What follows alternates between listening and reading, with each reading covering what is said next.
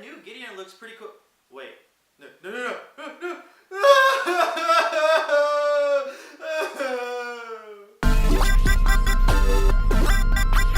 Hey everyone, it's Nerdphil, and today I'll be going over the last few commons and uncommons, and also all the uncommon Planeswalkers that you should be playing for pre-release and draft.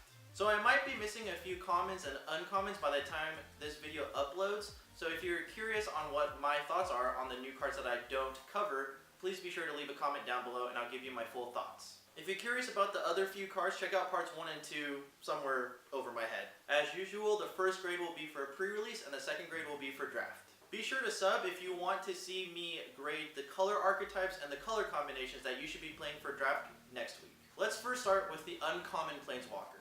The Wanderer. Now people have been telling me that this is Elspeth, but I'm not sure if I buy it, but it'd be kind of cool if it was. Now the card's static ability won't really help you at all in Limited, but the minus ability is really good because you can get rid of bombs twice. It's not the best uncommon Planeswalker, but it's certainly not the worst, so you can go ahead and play it. Ob Nixilis the Hate Twisted. Now you can treat this card's static ability like a 5-mana enchantment that does a little bit of damage over time, which is okay. The card's minus ability is a little bit weird because you're giving the opponent cards, but it might be worth it to give them cards if you're getting rid of their big bomb. Tibalt, Rakish, something Instigator. Now this card is really a hate card for lifelink, and I haven't really seen a lot of lifelink synergy, so this is really a sideboard card if somehow your opponent created a lifelink type deck. Teo the Shield Mage. This card's static and activated ability isn't going to help you at all in Limited. It might help you stall the game, but other than that, it's pretty much worthless. Davriel Rogue Shadow Mage. This card does a lot better if you find a lot of cards that force your opponent to discard, and usually those cards are kind of passed in draft, so you might actually see some value out of that if you have 1 or 2 copies of Davriel. Now making the opponent discard 3 cards over the course of the game is not too bad. Arlen, Voice of the Pack. This card's static ability costs way too much for a 6-mana, and you might not even find use for it, to be quite honest. Her minus ability is fine, but honestly you'll be wanting to play a bigger body at that point, so honestly pass on this card and find a removal spell instead. Jing Yangu Wildcrafter. Hope I pronounced that right. Now the card's static ability is somewhat situational, especially if Jang is the only one giving you counters. Spreading 3 counters though across the board isn't that bad for 3 mana, and ramping is always a pretty good thing in Limited, so it's a decent card by itself anyway. Nahiri, Storm of Stone. Now getting all your creatures first strike in Limited is exceptionally good. I don't think the equip part will matter, but honestly you can ignore that part anyway. She can also blow up a big bomb or multiple small creatures, giving way for your creatures to swing in the face. Kiora, Behemoth Beckoner. Now this Planeswalker is a really good source of a resource engine. She also gives your creatures kinda vigilance, which is also pretty welcome. Doing the 7 times means she can somewhat protect herself 7 times. Vraska, Swarm's Eminence. Now making extra Death Touch creatures is a really good way to chip in for extra damage or stall the game so you find your win condition. The creature that she makes also can get decently big if they keep ignoring it, so the token actually is a lot better than it looks. Kaya, Bane of the Dead. Now her static ability really won't matter that much Limited, but exiling bombs twice is a pretty big deal. If she came in for 5 mana, she'd be a B card and possibly even an A card. Angrath, Captain of Chaos. Now giving all your creatures menace is a good way to push through really well and win the game late game. He gets better in an Amass deck just because he amasses, which I don't get why. Is he working for Bolas?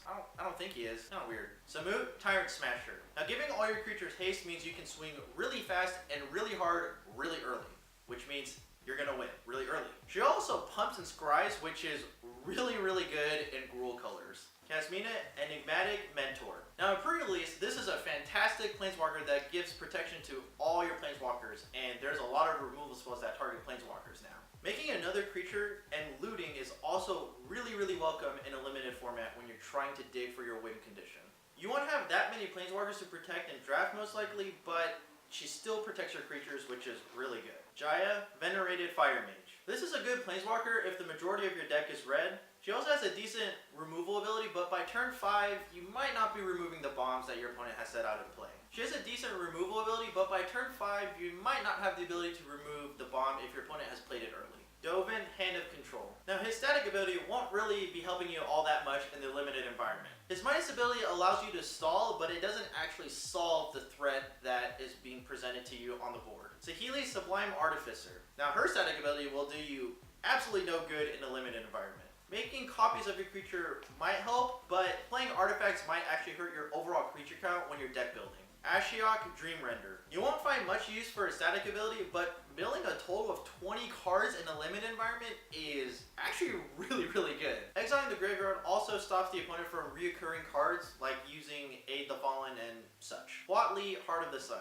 Now look, I've got a soft spot for Huatli because I pulled a pre-release version of her back in Ixalan, but even I have to admit this card is really bad because gaining life doesn't actually give you board presence. You might find place in a standard deck if someone's playing High Alert and Arcades. Narset, Passer of Veils. Your opponent might not be running any draw cards in the limited format, and you're probably going to whiff using her minus abilities, so yeah, just forget about her. And now we'll move on to the uncommon and common cards that aren't Planeswalkers. Domri's Ambush. Now even though the colors are restrictive, this is a really good removal spell because it makes one of your creatures permanently bigger and it potentially gets rid of a problematic creature. Martyr for the Cause. Now this card can attack and defend well because your opponent has to think whether or not they want to trigger this card's proliferate ability. In pre-release, you'll have plenty of Planeswalkers to proliferate with this card.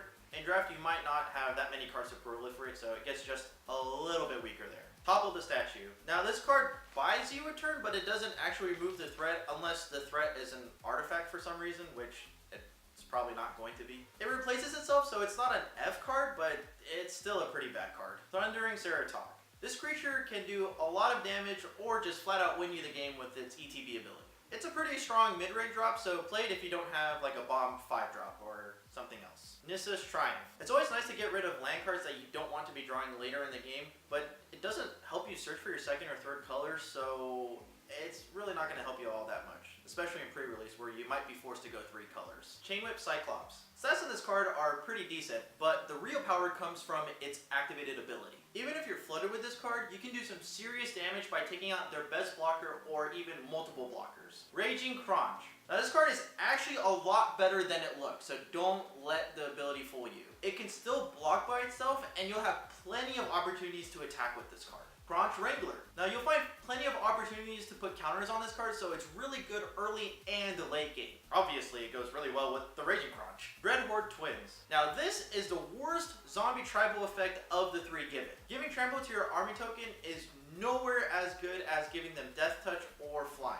It's also got really weak stats as a 4-drop. Tamiyo's Epiphany. Now personally, I rarely play draw spells in limited unless they come in for cheap, but even I can see myself playing this. It sets up your next draws and turns really well by getting rid of the cards that you don't want or can't play at all. Toll of Invasion. Now, I don't think this cards are all that strong in the limited environment because most of the time you'll be getting rid of a common or uncommon that you probably could have dealt with at some point in the game. But if you're in a mass deck and draft, you can maybe find some use for this card. Pledge of Unity. Now even though this card is color restrictive, it's a really strong way to stabilize yourself and get permanent board advantage. Jace's Triumph.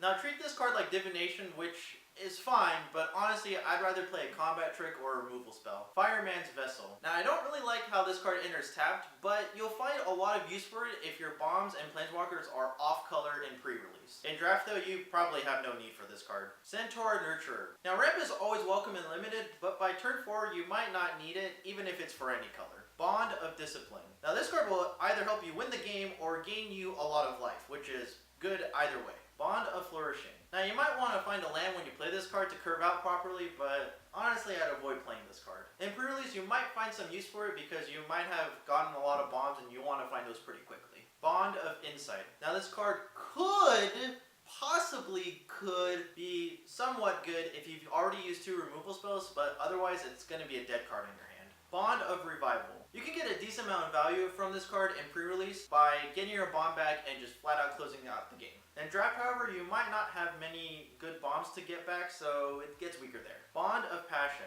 Now, Active Treason has always been a pretty good card in limited, and really good if your opponent is playing a lot of bombs. Now, even though this card does 2 extra damage, paying 3 extra mana for that type of effect seems a little bit too much for me. Continuous Plan. I have no idea how to say that word. Now this card is pretty good because A, it replaces yourself, and B, it helps all your Planeswalkers get their loyalty counters back. Now in draft, you might not have as many Planeswalkers or creatures to proliferate, so it gets just a little bit weaker. Don't let the sorcery part of the card fool you. It's a great early or late game card to pull. Ashiok's Skulker. Now, if you have a card that has better stats as your 5-drop, I'd rather play that instead. But this card is pretty decent if the game has been stalled out and no one's really swinging because they can't swing. Watley's Raptor. This card's got good stats, but it's color restrictive and you probably don't really need to proliferate on turn 2. Spark Reaper. This card's better than it looks. It can make use of a Planeswalker that can no longer use its minus abilities or just a useless creature in general. 3 mana may seem a lot for that kind of ability, but it's really important to make use of a card that just isn't doing anything really. Spark Harvest. This is a good removal spell that can get cheaper, which is always really good. Again, it uses a Planeswalker that's not doing anything or a creature that's not doing anything. This is probably the first or second best common removal spell I've seen so far. It's pretty close up there with Obnixilis Cruelty. Sorry, we got some camera issues, so here we go. I hope you found this video to be really helpful and that you feel a lot more confident going into your pre-release local store event. Please remember to share this video with your friends, especially if they're new players. If you disagree with any of my gradings, please be sure to let me know in the comments below because I really want to interact with you and hear your thoughts. Be sure to subscribe to get your nerd fill.